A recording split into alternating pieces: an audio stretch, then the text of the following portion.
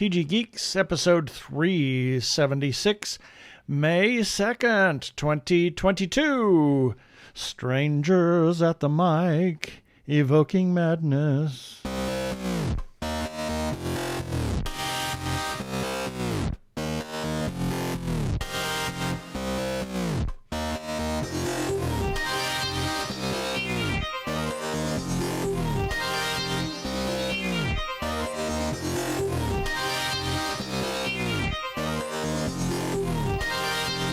Hello and welcome to another webcast from tggeeks.com, where Ben and Keith, the two gay geeks, talk about all aspects of geekdom and nerdery. Sci-fi, comics, film, horror, genre, you name it, we talk about it. I'm Keith Lane. We're coming to you from TG Squared Studios in lovely Phoenix, Arizona, and it's May already. I know. Yeah, I'm Ben Raggington coming to you from Phoenix, Arizona. And I know when you said May 2nd, I thought, really? We are days away from Star Wars. Well, what I call the Star Wars week. I mean, you got May the 4th, Revenge of the 5th, Revenge of the 6th. So it's like, wow, where did the time go? Yeah, May the 4th be with you. Yeah. With you. Well, let's just get on with it here. Prepare for hyperdrive. Meanwhile, in the Hall of Episodes, the two gay geeks are discussing this. Well, it is us again, and we have a whole list of stuff to talk about. A couple of news items and a couple of things that we've watched, and just a little bit of this and a little bit of that. So we're just going to get right to it.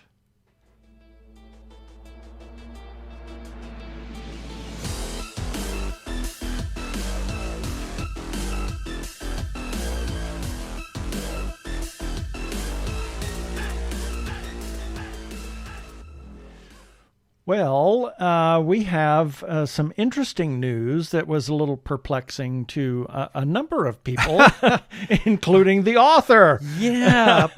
In fact, I just got a message from him. We're talking about Katie Edwards, the author of the Tarot Sequence series of novels and short stories and novellas, etc. Apparently it was announced yesterday that some bookstores got early copies of the Hourglass Throne. I think it's not supposed to come out. I believe it's May 17th. Yep. Is when that book was supposed to be made available, and yet all of a sudden in bookstores yesterday, people were able to buy it. There are books in the wild. Some not all bookstores. Yes. It's varied. I mean, there's no rhyme or reason that we can see as to why some stores got it and why others did not. But there are some stores out there that now have the Hourglass Throne, so you might want to check. You might be lucky and have be able to get the book a couple of weeks before it's scheduled to come out. But yeah, it's out in the wild, and and Keith has asked that people don't spoil it. Don't spoil it. At least for several weeks until the book actually comes out. And then even a couple of weeks after that, and then he's going to have an interview with us. Right. We're looking at sometime in July, probably. Yeah. That'll give people plenty of time to watch it. But he messaged me, and he said, did you hear about everything that happened? Most every independent bookseller shipped Hourglass as soon as it arrived. The book was only sent to them with a suggested, in quotes, release date of May 17th. Oh, for heaven's sake. So the book is out. And I wrote back and said, wow, well, that proverbial cat is now out of the bag. He says, it is what it is. I'm trying to roll with the punches. Yep. So, I'm sure he feels, well, he's taking it really well. I mean, he's really. But there was some big plans for release. A big release, everything. Party, yeah. And the whole 9 yards online. I know that the organization, the Tarot Sequence promo group, that has online presence on both Twitter and Instagram, and I think on Facebook as well. Yeah, I mean, there was this whole series of events that were going to be rolled out leading up to this, and now that's out. Although there are still some places where the book is not available yet, so I suppose you could still go through those motions. And some people are even saying that they're not going to read it yet. Well, that's good. They're going to wait. So I think I think they're doing that as a sign of respect for Katie Edwards and the amount of work that has gone into it, and not just him, but also the fandom that exists around that. I mean, I must admit, I'm very impressed with the degree of respect and how well this is being handled. So, But yeah, the Hourglass Throne is out. Part of me is kind of glad because, boy, I've been like biting my tongue. I mean, we've known for months now. Yeah, I mean, we read the book. We read it long ago already. My review is already out. Keith and I have already talked. We've exhausted conversation between us about what we think this book means. So it'll be nice to get opinions from other people. But if everybody else is going to be quiet, then I must respect that. Yes. And now we have, we talked about this last week that we were going to see this, The Unbearable Weight of Massive Talent. Oh, my God. Oh, my Lord. What a roller coaster joke. Crazy fun thing. It was just escapism. It's truly. It's, Nicolas Cage sort of poking fun at himself. Yeah, I mean, he's become sort of his own meme in a way, or I don't know, maybe that's not the right word, but he's become sort of a bit of a caricature of himself, regarding the movies that he makes. He was playing a caricature of a caricature of himself. I know it was so. It was like, oh my Lord! Yeah, I mean, various layers of meta going on. In that movie, it was it was highly enjoyable. I've got to admit. Yeah. I think. Oh shit! I can't think of the guy's name. Oh shoot! Yeah, him. Pedro, or is it Pablo? Pedro. Yeah. Yeah. Pascal. Pedro Pascal. Yeah. I thought he was great. It's nice to see him. It was nice to see him in this role because the last faceless role I saw him in was in Wonder Woman 84, and I just thought he was terrible. But he was so enjoyable in this film. I mean, he had layers too. It was great fun. I highly recommend it. It was a delightful movie. I mean, what were some of the thoughts that you had on this? Well, I thought it was a lot of fun, and we ventured into the theater with a dozen people maybe at most in the theater. So we sat in the very center actually. Where we had nobody. We around had us. some tickets. And then a guy came and sat right next to us, and I got up and I didn't even sit down because I had gone to get some and water. then you saw him next to me, so I thought, okay, that's not happening. No, so we moved up into the center of the theater. Yeah, still wore our masks. Yeah, all the time. I'm working on some. I'm scheming right now with how we can do Doctor Strange and not be surrounded by people. Yeah, but I thought it was great. There were so many incredible throwbacks to his films and you could see kind of where it was going, but then it was all turned on its head. I started to think, what happened at the end is what's going to happen at the end. Mm-hmm. But, the execution is what made it fun. Yeah, exactly. And the craziness with the wall. Oh my! Yeah, that scene. Yeah, they were. Let's just say that I'm not going to give anything away, but let's just say those two are really tripping in a big way. And the bit with the wall was hilariously funny. It truly was. And the final gag on that was exactly what I thought it was going to be. Exactly. But that's what I delivered. thought. I thought, well, yeah, maybe that's probably, and then, but they just drug it out on and on and on and on, and then all of a sudden it happens, and it's like, oh my God! And the way they dragged it on, they gave it its own. They gave it greater intensity too. Yeah. With the humor, so it just became sillier and sillier and sillier. I mean, the pacing was perfect. The length of that scene was great, and the final payoff was just delightful. Yeah, and that was the nice thing about that film. The pacing was really good. It was very tight. Yeah, I was very pleased with that film. I hope it does really well, especially for Nicolas Cage, because he has become sort of a cinematic joke, which I think is undeserved. So I hope this movie does really, really well for him. Yeah. And there's also, then we saw... Oh, my God. The Batman. The Batman. On That was on HBO. Yeah. Yeah, well... Oh, my. Okay, I didn't like it. I did not like it. I know this movie got some... A lot of people liked it a lot. Lee Massey, example, she posted on Facebook a few days ago that she was watching it, and then she was very much enjoying it. Fellow critic Jeff Mitchell, he posted back saying that, I'm paraphrasing, but he basically didn't care for it, and I think he said something like how he lost 2 hours of his life, or 3 hours, because it's a long film. Yeah. Not the perfect movie. No. It had a couple of things that I liked, but it had more things that I didn't like, so there's that. Yeah. But yeah, I've got my review out there in case anybody wants to read it. But what were some... I mean, do you remember some of the points? Well, you had said some things while we were watching it that you did not like, but what were some of the points that just really bothered you? The points that bothered me were where it is the whole dark tone and where everybody is corrupt. Mm-hmm. And that really, really bothered me because Batman and his parents and what Bruce Wayne does is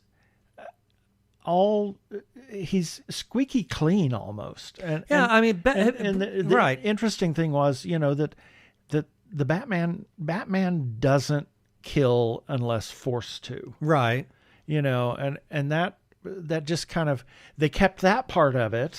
Mm-hmm. For the most part, mm-hmm. But that says something about his morality that the rest of the film wasn't in step with. I kind of agree with that. I loathed the depiction of the Riddler, just hated it. I mean, he really came off as a reality-based psycho serial killer, and while maybe people like that a lot, my problem is if I'm going to a movie, and I say this a lot of times, if I am going to see a film, I'm going for escapism, especially if I'm going into a superhero film. I'm going in for escapism, much like when I was a kid, comic books were my... that's where I got my escape. Right. By reading these adventures of these heroes that were quite literally larger than life for me. And I don't have a problem with maybe taking a dark tone, but boy, you can I think they really took this one like 6 steps too far. And by making the Riddler this really psychotic and psychopathic serial killer, especially the way he was dressed and his behavior, it was very disturbing to me. I know that, and I said this in the review, he was modeled after the Zodiac killer of the Bay Area back from the, I guess, 60s and 70s.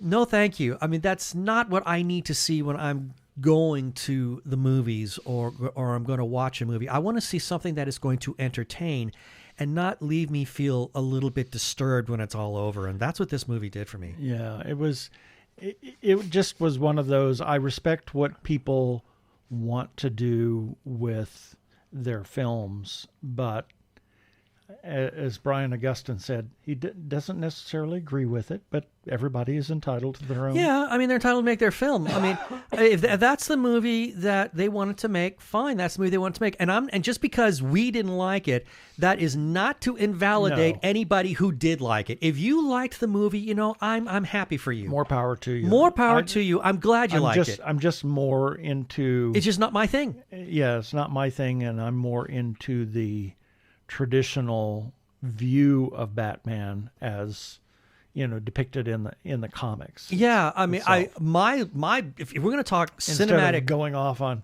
and creating a new Batman, right? I mean, and which Warner Brothers has done repeatedly. If we're going to talk cinematic Batmans, I will admit I thought Ben Affleck was fantastic. I really liked him. I thought his character arc was just gorgeous, especially by the time you got to the end of Batman versus Superman that carried in through Justice League.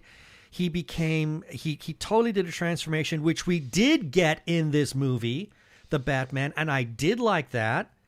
How he admits that he decided to stop becoming this symbol of fear and then instead become some sort of a beacon for hope. I liked that a great deal. Yeah. But at the same time, everything else about that movie I don't care for. I mean, if we're talking standalone Batman films, Tim Burton's The Batman, or Batman, still stands as the one that I'm going to love till the end of time. I thought that movie was just artistically gorgeous. Yeah. So that's my take on the Batman. I want to jump to this article. Comic book artist, Neal legend Adams. Neal Adams has died. And he drew some of the most iconic characters, most notably Batman, and a number of others. So that, trying to get the article open. Yeah, and I'm trying. I would like to see some of the. Unfortunately, the article that we're looking at does not highlight much of his artwork. Yeah, because I'm sure. I mean, that's the time, especially in the '70s. That was my comic book era. I was just hip deep in the comic books at that time. And I mean, he worked Superman, Batman. I mean, those were two of my big titles. So I'm sure there were things of his that he drew that I must have loved. I mean, I knew the name when I saw that. I immediately recognized him. And he was also a champion for creators' rights. So that was one of his big things. And his death was unexpected. I saw that. Yeah, that's really sad. Yeah. So he also did, what was it? He did Avengers. He did X-Men. Right. And he was one of the creative forces. I loved the Green Lantern / Green Arrow series. This was a comic book series where Green Arrow and Green Lantern teamed up every issue to fight, whatever. I think they were called the Emerald Duo. Well, yeah, and rightly so. Why not? And it was a great comic book series. I followed that one religiously. I love that. So if that's his, then I'm deeply saddened because I loved that title a lot. Yeah. So let's spin on to the cancellation of Legends of Tomorrow. I am not sad about this. Batwoman. Okay, yeah, I think what happened is I think we're beginning to experience what is CW hangover. Legends of Tomorrow never became the show that I wanted it to be. Yeah. I remember seeing it never featured into any particular episode, but I think this was a proof of concept short where you saw the earliest days of the Legends, and the Flash was there, Green Arrow was there, along with a couple of other people. I think White Canary was there, and you were seeing what was the beginnings of some sort of a superhero team, and the way they worked and the action sequence was just awesome, and I was so enormously excited for it. And then we got into the series, and it just, for me, I'm not saying this only for me, it went downhill right away. Yeah, I didn't care for, and you dropped off really early with Yellow Canary. Yeah. Yellow Canary. Well, they're yellow, aren't they? Not her. Anyway. She was a White Canary. I mean, they tried to kind of, change things up a little bit by introducing, Constantine and that. But it never really grabbed me to the point where I just I had to watch. I can't wait for the next episode. And that kind of takes us into now the Batwoman. That's another series that sort of got introduced as part of the big CW crossover with the various Arrowverses. I think this was part of the Crisis on Infinite Earths storyline they're doing, which was great. That was a great series. I very much liked that. And they brought in Batwoman for that and tried to spin her off, but there were problems. I mean, the actress who played that Batwoman, she ended up leaving the show. Another one brought in, and I think it just created this really weird atmosphere of uncertainty for people to just not be able to galvanize behind their characters. So I'm not surprised that those two are going. Of course, Arrow is long since gone, and that only leaves, and Supergirl, that series is over. That only leaves the Flash. Well, we got Stargirl, and now Superman and Lois. Yep. So, and that series is going very well, I will admit. But I'm not surprised by Legends of Tomorrow. I mean, that I don't even know how many years how many seasons that series has lasted. But 7, I think it's 7. But I dropped off that one a long time ago. I tried to pick it up when Constantine got back in because I love the idea of the dark magic. But again, the series was a joke. Everything was a comedy. And that superhero team did not feel like it was good for comedy material. So that's why I just did not care for it. And now, for the understatement of all times, can they ever make a Fantastic Four movie? Oh my God. I know. What is going on here? I'm really... How many have been made? 4? 3, 4? Well, there was the first... Roger Corman. No, well, yeah, right, which never got released, but it's there. You haven't seen it yet, have you? I've seen parts of it, I think. Oh my God, what a train wreck. It's hilarious. But then there was 2 movies that Fox did initially with the same cast, including you had Chris Evans as the Human Torch. Owen Griffith, is that his name? Owen Griffith. I think, as Mr. Fantastic. He had 2 movies of that, which I liked. A lot of people hated it.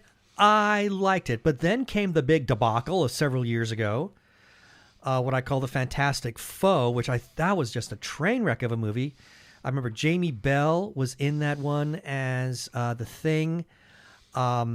Oh God, what's his name? Who played Mr. Fantastic? We just saw him. Miles Teller, thank you. Yeah, he was Mr. Fantastic, and the rest of the movie was just garbage. That was one of the worst films I had ever seen. I think it bombed horribly, rightfully so. Then Marvel finally gets their hands on it. They're going to do it, and Jon Watts got brought on to Spider-Man director. Yeah, he directed Spider-Man No Way Home, which was wildly popular. Yes. I mean, the 6th highest grossing film of all time. So I'm sure the powers that be at Marvel, including Kevin Feige, thought, "Oh, guys, a perfect match to make this movie." And then no, he leaves. Now, the article just simply says, collaborating with Jon on the Spider-Man films. This is from Kevin Feige and Louis D'Esposito, saying collaborating with Jon on the Spider-Man films has been a true pleasure. We're looking forward to continuing our work with him to bring the Fantastic Four into the MCU, but understand and are supportive of his reasons for stepping away. We are optimistic that we will have the opportunity to work together again at some point down the road. And I can't see anything in the article as to why he chose to leave this project. He might have had a conflict. Right. But it doesn't say anything as to why he left. And this is being reported on Deadline. I don't see anything as to why he left. And so it doesn't seem like it was creative differences. Right. It sounds like he just left because he more or less had to leave. Yeah. And I hope that is the case, because I think he does a great job for Marvel, and I would like to see him come back again. But yeah, now, I mean, and Fantastic Four was very much in the works. Yep. So I wonder what they're going to do now. I mean, it was at least in pre-production. Yeah. So I'm very curious as to see where they're going to go now. Who are they going to bring on? I mean, who knows? Maybe they'll get Sam Raimi to do it. He seems to be their saving grace. I mean, he came in and saved Doctor Strange and the Multiverse of Madness. Speaking of which, there's a new featurette out and a new trailer. Wanda Returns is the featurette. We haven't seen it yet. Haven't seen the featurette. Yeah, we have that on our website. We just ran that this morning. I look forward to seeing that featurette. But and then the trailer. And not just the trailer, but the trailer looks great. But also Marvel released, it's like the first 2 or 3 minutes or a couple of minutes from a scene. And I think this was shown at CinemaCon. I think it was. Yeah. And the response was like, oh my God. And Strange managed. Now we're getting the Doctor Strange that I have wanted to see. Right. I mean, I was a little disappointed when we got him in his first film, because he didn't feel all that, sorcerer supreme kind of power that he's. I mean, granted, yeah, he just became a sorcerer, so I'm going to cut him some slack on that. We got a taste of how good he was in the Infinity War and Infinity Endgame movies, but I saw him do some things that made me sit up and say, okay, now we're beginning to see the Doctor Strange that I've been wanting to see. with the kind of power that he really has at his fingertips. Not that movie from the 70s? I like that movie. I like that movie. In fact, I will go on record and say I like that movie better than the first one that Benedict Cumberbatch did. I think the 70s movie is actually very strong for its era, and Stan Lee would agree with me because he said that was one of the best adaptations that he had ever seen. Yeah. In any case, I'm really excited for this movie. I mean, and oh my God, the trailers are giving away nice little quick Easter eggs as to who is going to be in this. I mean, everybody's already talking about Charles Xavier showing up because we hear Patrick Stewart's voice all over the place.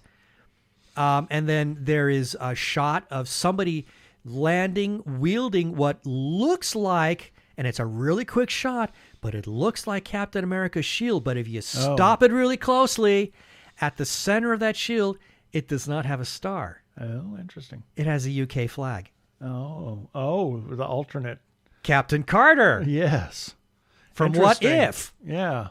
So, hey, we may see Peggy Carter. In fact, I think I read somewhere that the actress is coming back to play the part again. I mean, you know, she voiced the role of Captain Carter in What If? So if this is all getting all multiverse on us, who's to say she's not going to show up? Yep. In fact, I've read somewhere on social media. I mean, even He-Man will show up. He-Man? He-Man? He's an alternate universe. No, he's not. No, he's not. He's his own universe. He's his own universe. There's no multiverse connection with that guy. Oh, darn. No, not happening. But not the man of the Merkin? No.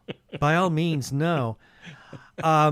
But there is some talk. Yeah, there's some really good talk about where Captain Carter, where her role may go from here on. This is a movie I'm really excited about because I think this is a movie that is going to completely redefine where the cinematic universe goes from here. Yeah, I'm very, very excited for it. Could be interesting. And then we have oh my God, another Lightyear from Disney Pixar. Yes. This looks great. It looks great. It's kind of the,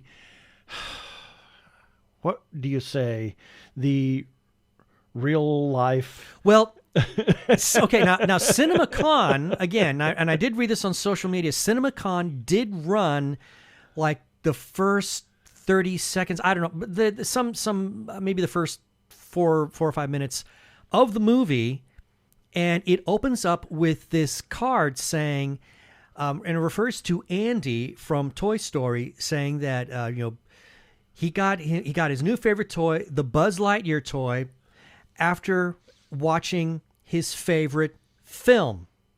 This is that movie. Yeah. So apparently the Buzz Lightyear toy was inspired by this movie that's about to come out. Yeah. So there is that connection. I'm very excited about it. And Chris Evans sounds great.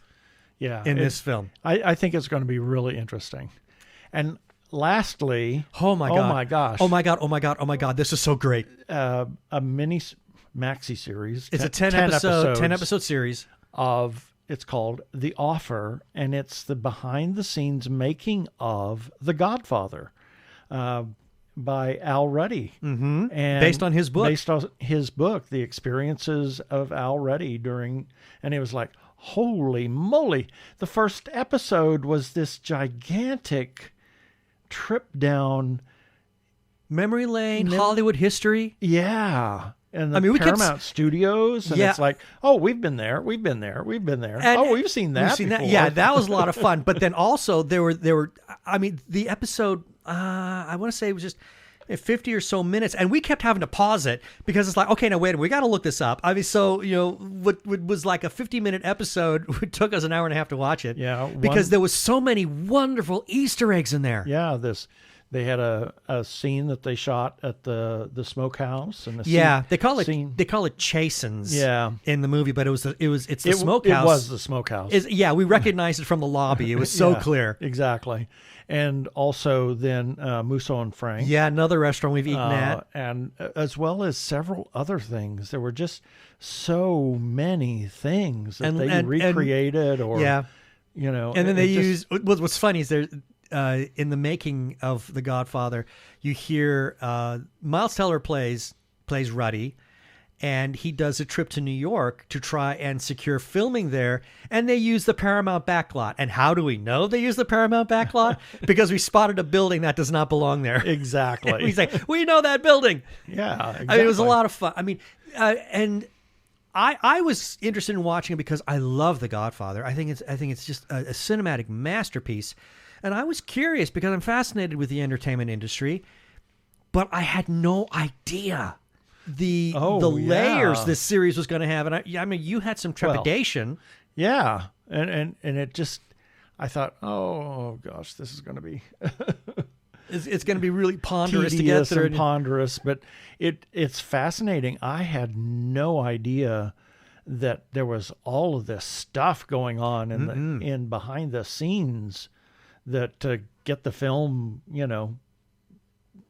erased from history. Exactly. Before it was even made. I know. I think the movie is, the series is so great. It is available on Paramount Plus. I noticed there were spots for commercial breaks, so I'm wondering if it's not being broadcast on CBS. It may be. Who knows? Yeah, because there were definitely commercial spots or spots where it just faded to black and then came back. So It felt like it was made for commercial TV, but it's definitely on Paramount Plus for streaming. Yo, guys, if you've got Paramount Plus, watch that series. You're going to love it. Exactly. Hi, I'm Alex Schrader, and I'm singing the role of Don Ramiro, a.k.a. Prince Charming, in Rossini's La Cenerentola, a.k.a. Cinderella, at Arizona Opera.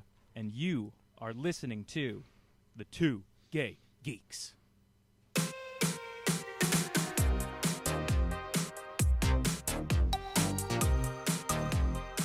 Dadgum, that was a very old bumper. Yeah, I picked the wrong one. Sorry. There we go. Okay. It's like, I meant to do the one of the comic book for Carmen. For Carmen. Because it just funded and the Kickstarter is over now. That's the one I was looking for, and I was in a hurry. And because that was... chose the wrong one. That was that number was several of years ago. Yes, exactly. Well, here's a few selected birthdays for May 2nd, 2022 through May 8th. May the tooth. May the tooth. The tooth. The tooth. May the tooth. The tooth. May the tooth be with you. Don't forget the tooth. Don't forget the tooth. Through May 8th, 2022. May 2nd, Robert W. Wood, physicist. He was an American physicist and inventor who made pivotal contributions to the field of optics. He pioneered infrared and ultraviolet photography. Wood's patents and theoretical work informed modern understanding of the physics of ultraviolet light and made possible myriad uses of UV fluorescence, which became popular after World War II. World War II. He published many articles on spectroscopy, photophosphorescence, diffraction, and ultraviolet light. I demand you to say those first two words 10 times really, really fast. Exactly. I'll mess that up. I almost said something I shouldn't have said. I bet. My imagination runs away from me. Yes. Alessandro Scarlatti was an Italian Baroque composer, known especially for his operas and chamber cantatas. He is considered the most important representative of the Neapolitan school of opera.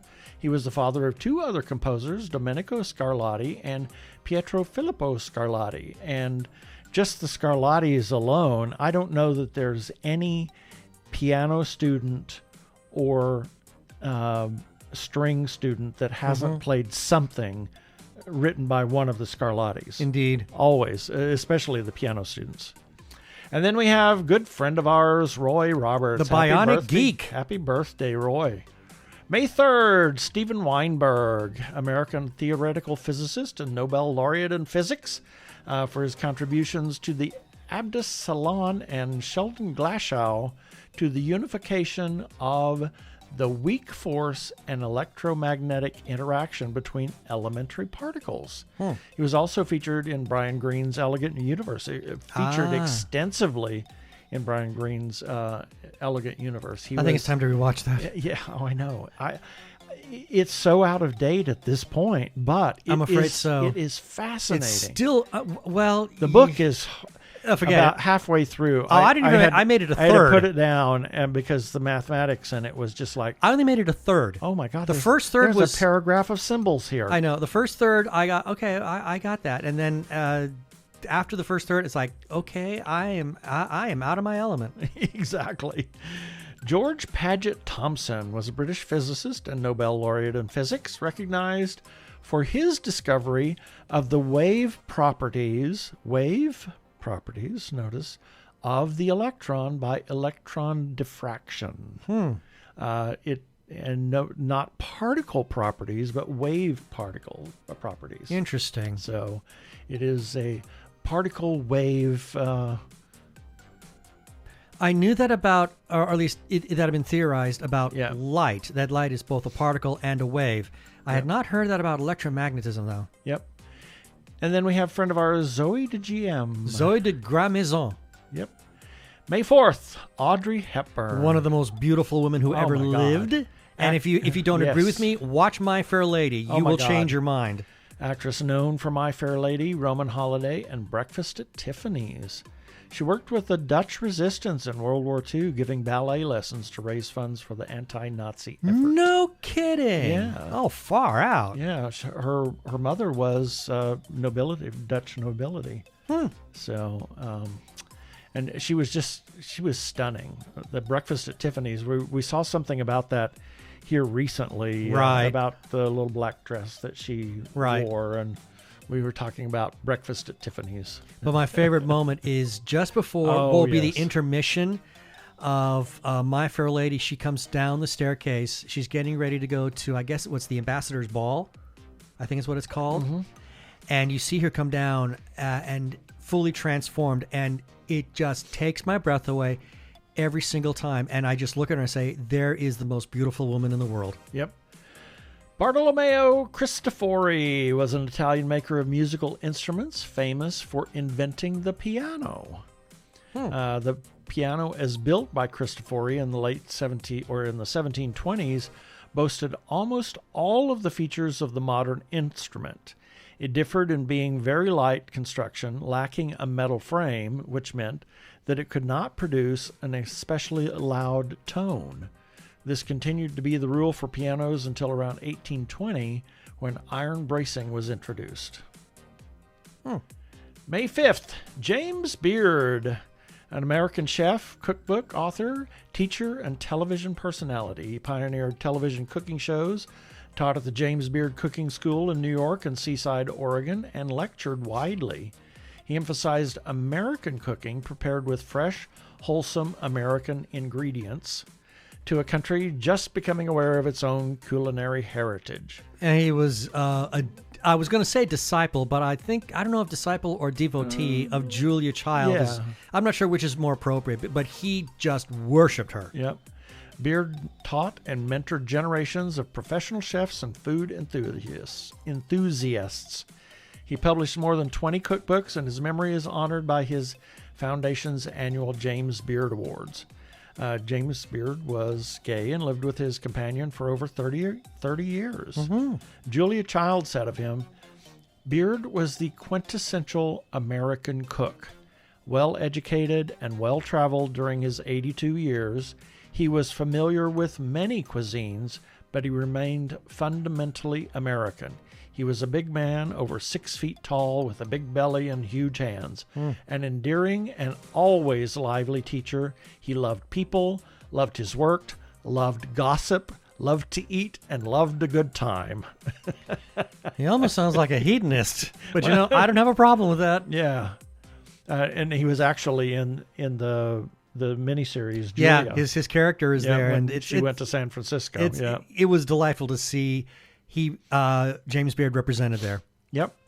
Del Martin, she and Phyllis Ann Lyon were an American lesbian couple known as feminists and gay rights activists. Martin and Lyon met in 1950, became lovers in 1952, and moved in together on Valentine's Day 1953 in an apartment on Castro Street in San Francisco. Wow. They had been together for 3 years when they co-founded the Daughters of Bilitis in San Francisco in 1955, which became the first social and political organization for lesbians in the United States. Wow. They went on to be the first lesbian couple in the National Organization for Women as well. And then we have Peter Rodriguez. Peter, we've known Peter for a number of long years. time. He's been living with HIV for over 40 years. He was still actually going. patient 117. Yeah, or he's something. very early on, and Yeah. he's still with us. And God he's still bless with him. us, going strong. And Karen Strong Black. Karen, friend of- classmate of mine. Yeah. She's a delight. Yep. May 6th, Adrian Pilick, actress who has done a little bit of everything. Agents of S.H.I.E.L.D., Supernatural, and most recently, The Orville. Mm-hmm.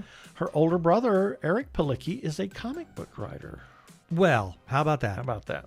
Hans Beck was a German inventor of Playmobil toys. He is often described as the father of Playmobil. He began to make toys at an early age and trained as a cabinet maker before being recruited by company Jobra Bronstatter in 1958. He's responsible for developing the Playmobil figure, which in 1971 was distinctive from existing toy figures by its movable parts. The Playmobil toy line was launched in 1974 and in 1975 became a global success. Then we have friend of ours, Brian Brown. He's the one. He's responsible for pulling us into a slice of sci-fi. Yes, that became this thing. Spun off this show. Spun off this show, yes. And then who's this? Randy Corman, one of my Randy Corman. best friends from junior high. Yep, Lives up in Seattle with his wife Kathy. yep. They just celebrated 40 years, Something like married? that. Yeah. Something like that? They were high school sweethearts. Yep. May 7th, Ann Baxter. Moses. Oh, Moses. Yeah. Actress, 10 Commandments. She was in Batman 66 as Olga, the Queen of the Cossacks. I remember that. Yep. And she did a stint on Love Boat, a number of episodes. Who didn't? Exactly. And the series Hotel. Okay. And she was the maternal granddaughter of Frank Lloyd Wright. No, that I didn't know. Yeah. She was walking down Madison Avenue when she suffered the brain aneurysm that eventually killed her at age 62. Oh, that's awful. Yeah. Darren Mcgavin, actor. Oh my gosh. Love this guy. Known for Kolchak, the Night Stalker. It was only 20 episodes, but it seems like it was forever. It felt forever. I mean, Well, it really managed to worm its way into the public consciousness. Well, because it was part of that. I think it was the Wednesday movie. It was ABC. I remember that. Something, it was either Tuesday, Wednesday, something of the week. And so it was Yeah. like every 3 weeks there was a... It was a part of a rotating Yeah, thing. it was like Night Gallery. Was Night Gallery? I thought think Night Gallery was NBC. Kolchak. Because I thought think it was- Kolchak was ABC. Anyway. Well, we have to Yeah. ask Eugene. Eugene is the expert on Yeah. on all things Kolchak. And then he did a little bit of this and a little bit of that through the 60s and 70s. Found his legs Oh in my gosh. comedy. And was in The Christmas Story as the father. Oh, And that's where he his- wins Oh my big gosh. time. His string of it's a clinker. Yeah. Yes. But also he had a recurring role in Murphy Brown as Murphy Brown's father, and he was hilariously funny in that. The guy was great. He was a really something very, else. very funny man, and his passing was a loss to everybody. Yep. Peter Ilitch Tchaikovsky was a Russian composer, of the Romantic period. He was the first Russian composer whose music would make a lasting impression internationally. He wrote some of the most popular concert and theatrical music in the current classical repertoire, including the ballets Swan Lake and The Nutcracker, the 1812 Overture, his first piano concerto, violin concerto, the Romeo and Juliet Overture Fantasy, and several symphonies, and the opera Eugene Onegin. Right.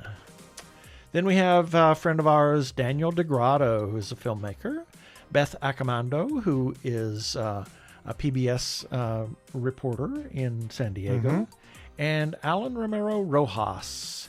May 8th.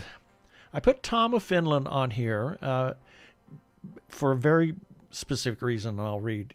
Was a Finnish artist known for his stylized, highly masculinized, homoerotic art, and for his influence on the late 20th century gay culture. He was extremely influential. He has been called the most influential creator of gay pornographic images by cultural historian Joseph Slade. Over the course of 4 decades, he produced some 3,500 illustrations, all hand-drawn, mostly featuring men with exaggerated primary and secondary sex traits, wearing tight or partially removed clothing. I wouldn't say that it was pornographic images, but it was definitely homoerotic images. I haven't seen any of the... No, I'm not familiar with his work. Pornographic, but I'm very familiar with Tom of Finland. It was highly masculinized, muscly, characters. And then we have Stephen Furst, artist, actor, director, notable for Animal House, Saint Elsewhere, several Buzz Lightyear cartoons where he was the voice of Booster, and a little thing called Babylon 5. There we go, Babylon 5. Yes, his non-audition for Babylon 5. It's hilarious, is priceless. He walked in. He was going to read for Veer, and. Well, I think he was out in the waiting room and he saw people that had kind of got their hair up for the Centauri. Yeah, and he didn't. No, so he goes in there and then he tries to use water to get his hair up, and then the water got into his eyes. No, it was he used soap. Oh, it was soap. That's right. Soap, and the soap got into his eyes. And so he walks into the audition with tears streaming down his face, with run-on sentences, apologizing, and then they said, "That's Veer." Oh my God, it's Veer. And he said, "Do you want me to read?" No, you have the part. And then we have a friend of ours, Eric Choate. And that's it for the birthdays this time.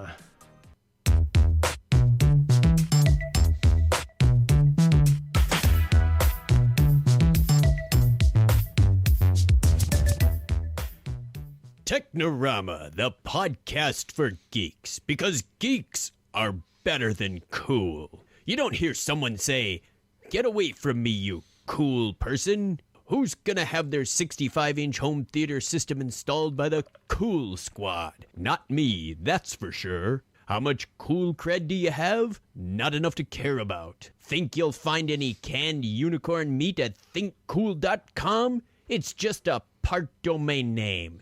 They don't even have roadkill in a paper cup. That's why you need to start listening to Technorama, because that's what geeks do. Go to chuckchat.com and listen to Technorama before you turn cool.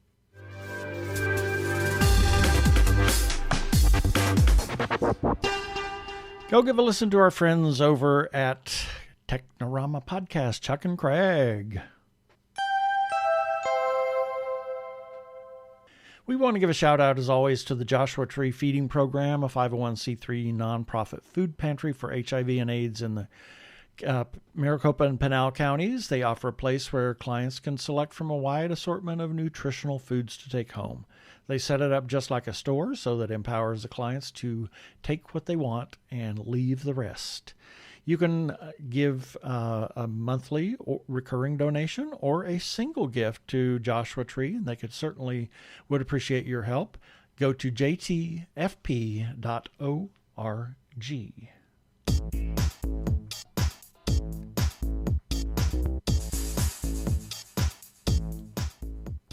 It's time for our feedback. These are comments that we received in response to articles and episodes that we ran on our website at tggeeks.com, and the links for each of these articles and episodes that generated this feedback segment will be featured in the show notes for this episode article number 372 at tggeeks.com, starting with regarding TG Geeks episode number 372. Oh, I can't remember her name.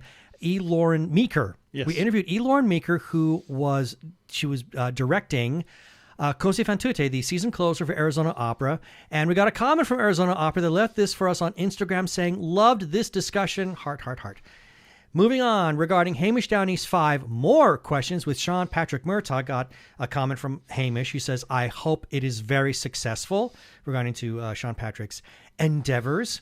And then Sean Patrick also posts on Instagram, thank you for the interview that he received. And Hamish Downey responded on Instagram saying, thank you for sharing your beautiful voice.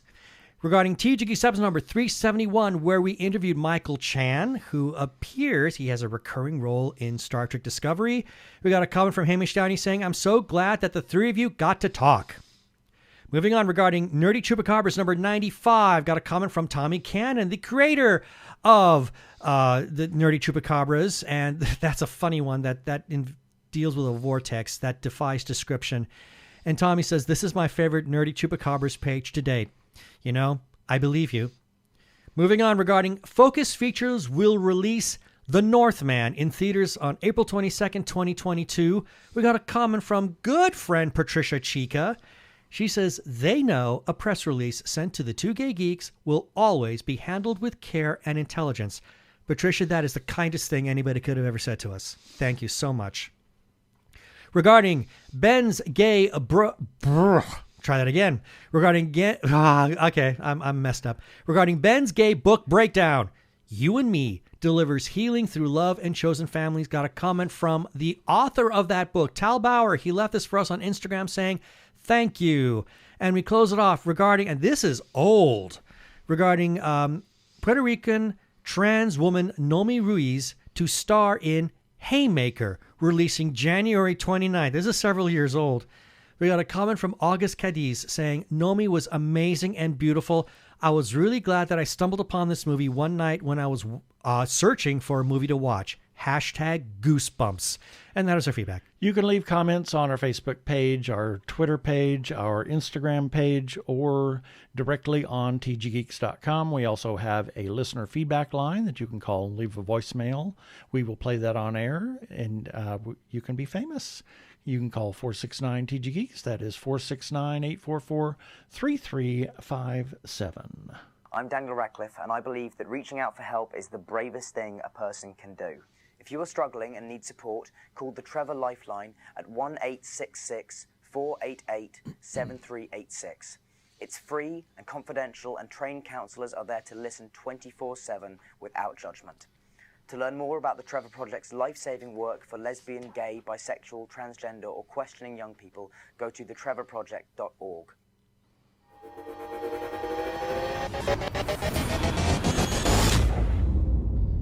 If you are trans or are questioning your gender identity, and if you are in crisis or are feeling isolated and need someone to talk to, or you know of someone in a similar situation, there is a special hotline just for you. The hotline is provided by translifeline.org and staffed by trained counselors who are transgender themselves. The hotline in the U.S. is 877-565-8860. In Canada, it is 877-330-6366. Or you can go to translifeline.org to learn about the important work they are doing. Please reach out for help. You are not alone.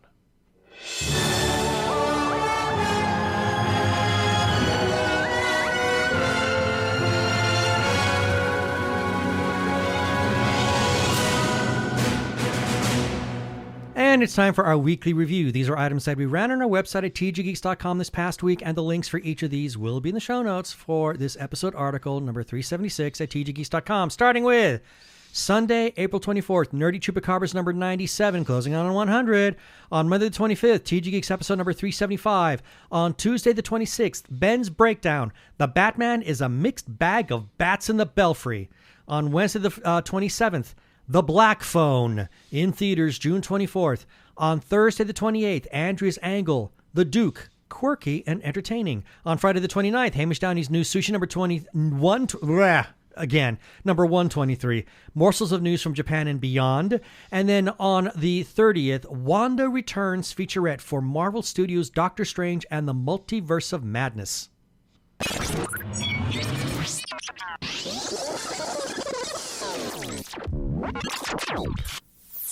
We have some shout-outs that we need to make. First, to our good friend Arkle, Brian Weber. He is on Twitter as Geek of All Trades. That is Okay, the letter G, the number 3, the number 3, the letter K of all trades. He's referred to as Brian the Ampersand List YouTuber. He has a number, he has his Arkle Times Post-Dispatch news that is there. And we mention that because he publishes our content from time to time.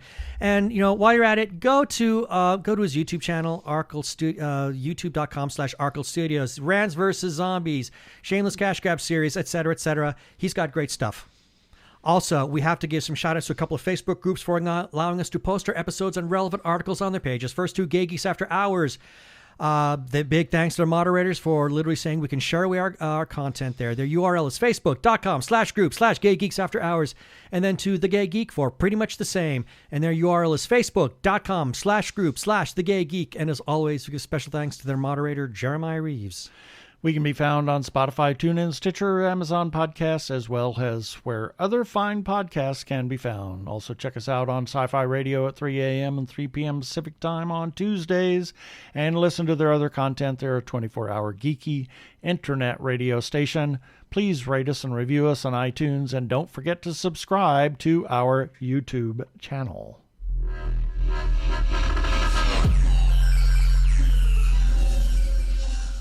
And that should do it for this episode of TG Geeks Webcast, where we raced through the end of the episode and cut a bunch of stuff.